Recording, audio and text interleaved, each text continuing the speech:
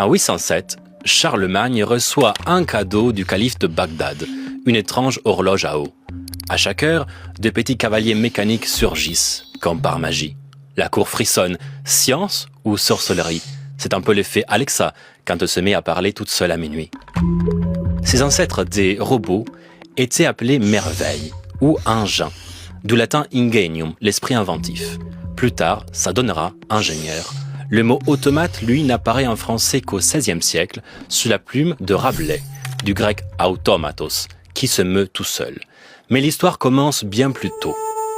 Dès le IIIe siècle, avant notre ère, à Alexandrie, on fabrique des machines à eau, à rouage, à air comprimé.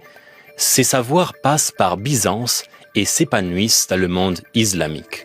Au IXe siècle, à Bagdad, les frères Banu Moussa décrivent plus de 100 dispositifs mécaniques.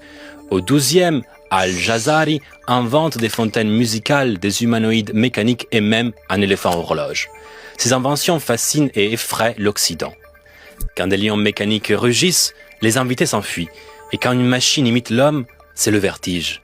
Est-ce défier Dieu ?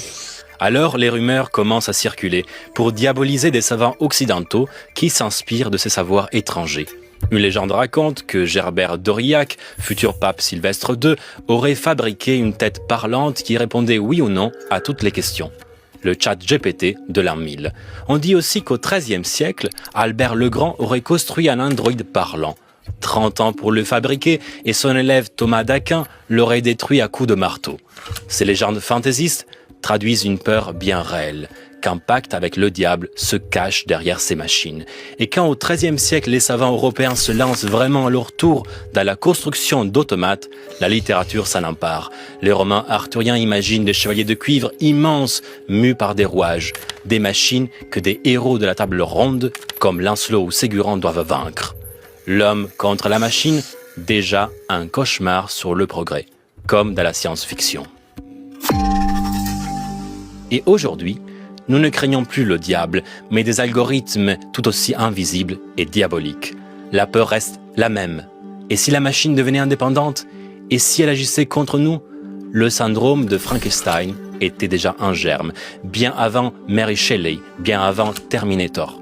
Au Moyen-Âge, on se demandait si les automates allaient combattre mieux que Lancelot. Aujourd'hui, les roboticiens guettent leur performance. Seront-ils cassés moins de verre que nous en remplissant le lave-vaisselle? Franchement, nous avons perdu d'avance. Enfin, à chaque époque, ses combats, mais une même peur.